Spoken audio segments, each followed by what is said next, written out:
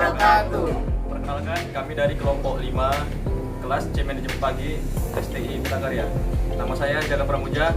Nama saya Wisnu Suganda. Nama saya Almi Sadila. Saya Lia Puspadawayanti. Saya Dito Prasetyo. Di sini kami akan memaparkan hasil diskusi kami yang bertemakan teori permainan dan perilaku pengambilan keputusan. Saya akan mulai dengan judul yang pertama, yaitu implementasi teori permainan dan pada strategi pemasaran produk kecantikan Oriflame dan Japra, dengan Journal of Mathematics Education and Science volume dan halaman volume 7 nomor 1 dan halaman 1 sampai dengan 6. Tahun jurnal 2021. Penulis jurnal Deborah X. Wright. Reviewer Wisnu Suganda, Jaka Pramuja, Dito Prasetyo, Alia Puspadamayanti, dan Anissa Bila. Tanggal jurnal 17 Januari 2021. Masalah fenomena dan penelitian. Akibat dampak COVID-19, banyak penduduk Indonesia yang terkena dampak pemutusan hubungan kerja, sehingga beralihlah untuk mengikuti program multi-level marketing dari produk Oriflame dan Japra, di mana keduanya merupakan produk kecantikan yang paling laris di masa ini. Penelitian ini mengkaji strategi pemasaran yang digunakan kedua produsen kecantikan ini menggunakan teori permainan. Teori permainan merupakan teori yang menggunakan pendekatan matematik dan merumuskan situasi persaingan dan konflik antara berbagai kepentingan. Teori ini dikembangkan untuk menganalisis proses pengambilan keputusan, yaitu strategi optimum dari situasi persaingan yang berbeda-beda dan melibatkan dua atau lebih kepentingan. Adapun batasan masalah dipilih menjadi 5 batasan aspek masalah, yaitu produk, harga, lokasi, promosi, dan pelayanan. Tujuan penelitian: untuk mengetahui jenis permainan yang digunakan dalam pemasaran produk kecantikan Oriflame dan Japra. Akibat dampak COVID-19, banyak penduduk Indonesia yang terkena dampak pemutusan hubungan kerja, sehingga beralihlah untuk mengikuti program multi-level marketing dari produk Oriflame dan Japra. Subjek penelitian: berdasarkan hasil wawancara dan observasi pada konsumen terhadap produk kecantikan Oriflame dan Japra di Kota Pematang Siantar, Sumatera Utara. Objek penelitian: produk Oriflame dan Japra. Metode penelitian. Jenis penelitian ini merupakan penelitian deskriptif analitis yang bertujuan untuk memberikan gambaran hasil analisis terhadap suatu objek penelitian. Dalam penelitian ini, penulis menggunakan data kuantitatif yang diperoleh dari angket yang disebarkan kepada konsumen produk kecantikan. Sebelum data digunakan, terlebih dahulu dilakukan uji validasi untuk mengetahui kesahihan data. Uji validitas data dalam penelitian ini menggunakan program SPSS. Jika terhitung lebih besar dari airtable, maka pertanyaan atau indikator tersebut dinyatakan valid. Dalam penelitian ini, uji validitas data kuesioner pendahuluan dengan jumlah responden sebanyak 40 orang.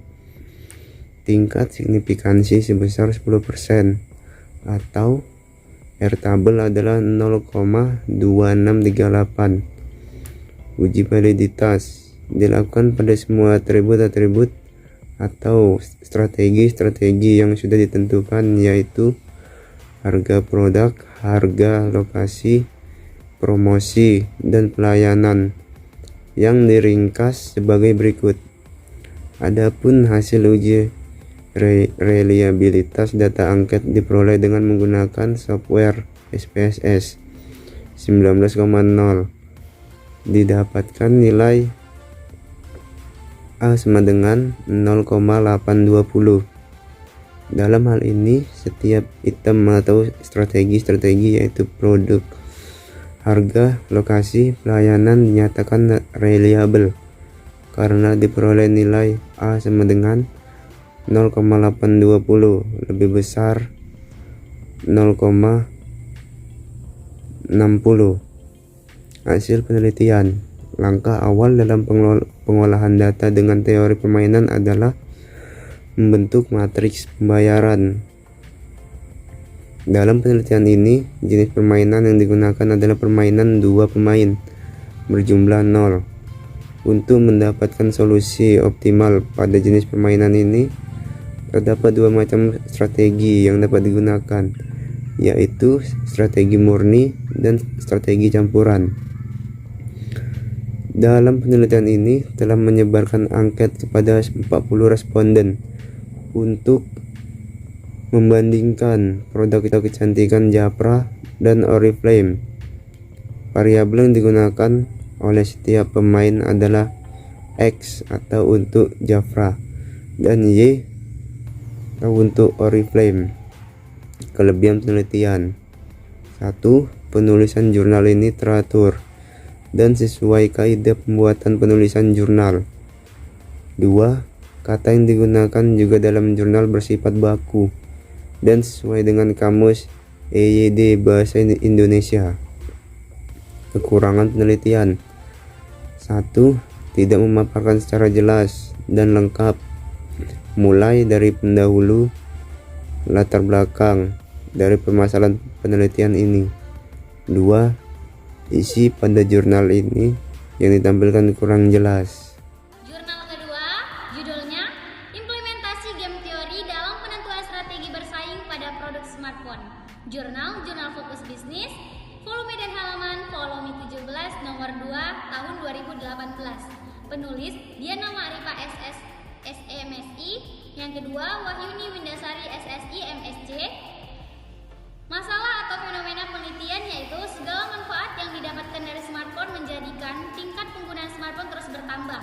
Dilansir dari databox.katadata.co.id selama 1 tahun dari tahun 2016 hingga tahun 2017. Pengguna ponsel di Indonesia meningkat hingga 14%. Tingginya tingkat penggunaan smartphone di Indonesia ditunjang pula oleh semakin banyaknya merek smartphone yang ditawarkan di pasaran. Sedangkan masih banyak lagi merek smartphone yang masuk dalam kategori orders seperti Nokia, Everpros, Huawei, Infinix, dan lainnya. Setiap perusahaan perlu menerapkan strategi pemasaran yang tepat untuk mengantisipasi adanya pesaing di pasar. Strategi yang dilakukan dapat berupa peningkatan kualitas produk, penetapan harga yang terjangkau, atau dapat pula melalui promosi yang gencar dan menarik bagi konsumen. Game teori akan digunakan dalam penelitian ini untuk menentukan strategi bersaing yang tepat bagi perusahaan smartphone. Tujuan penelitian: tujuan dari penelitian ini adalah untuk menganalisis strategi bersaing penggunaan dalam perusahaan smartphone. Tujuan penelitian. Tujuan dari penelitian ini adalah untuk menganalisis strategi bersaing perusahaan smartphone. Kemudian, subjek penelitian. Pengumpulan data primer berupa merek smartphone yang paling banyak digunakan data smartphone dalam penelitian ini dapat dari kuesioner yang dibagikan kepada 100 mahasiswa STIE Putra Bangsa Kebumen. Mahasiswa dijadikan responden dalam penelitian ini dikarenakan saat ini pengguna smartphone terbanyak adalah dari kalangan muda. Data dari Nielsen yang dilansir melalui detik.com menyebutkan bahwa 61% total pengguna smartphone adalah remaja dengan usia di bawah 30 tahun. Objek penelitian yaitu mahasiswa STIE Putra Bangsa Kebumen. Metode penelitian ini menggunakan game teori sebagai alat penentuan strategi bersaing perusahaan smartphone. Menentukan strategi pemasaran yang digunakan oleh produsen smartphone.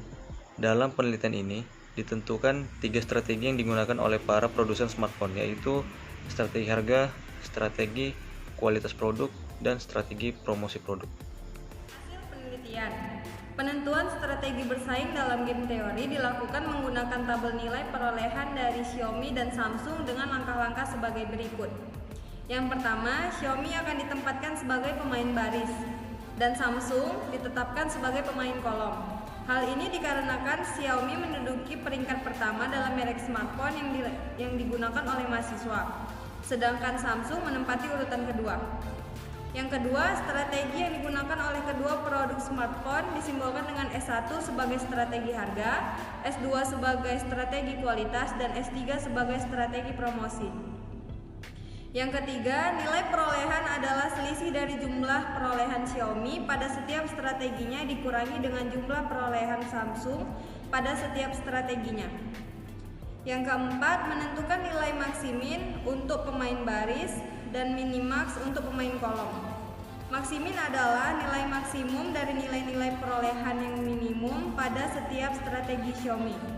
Sedangkan minimax adalah nilai minimum dari nilai-nilai perolehan yang dimaksimumkan pada setiap strategi Samsung.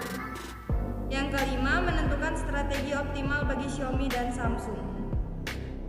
Berdasarkan hasil analisis dan pembahasan, dapat disimpulkan bahwa strategi optimal yang digunakan oleh perusahaan Xiaomi dan Samsung agar persaingan berjalan seimbang adalah menggunakan strategi murni, di mana Xiaomi menggunakan strategi harga dan Samsung meresponnya dengan menggunakan strategi kualitas.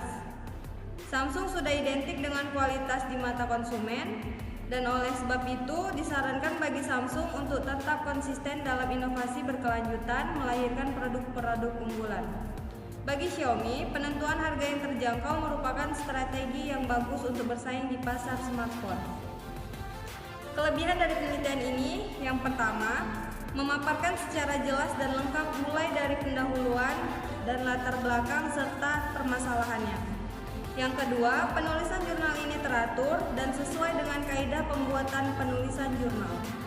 Kekurangan dari penelitian ini, yang pertama, spasi penulisan tidak teratur, dan yang kedua, tiap paragraf ada yang menjorok ke dalam dan ada pula yang menjorok keluar. Sekian hasil diskusi kami, lebih dan kurang kami mohon maaf. Wabillahi taufiq wal hidayah. Assalamualaikum warahmatullahi wabarakatuh.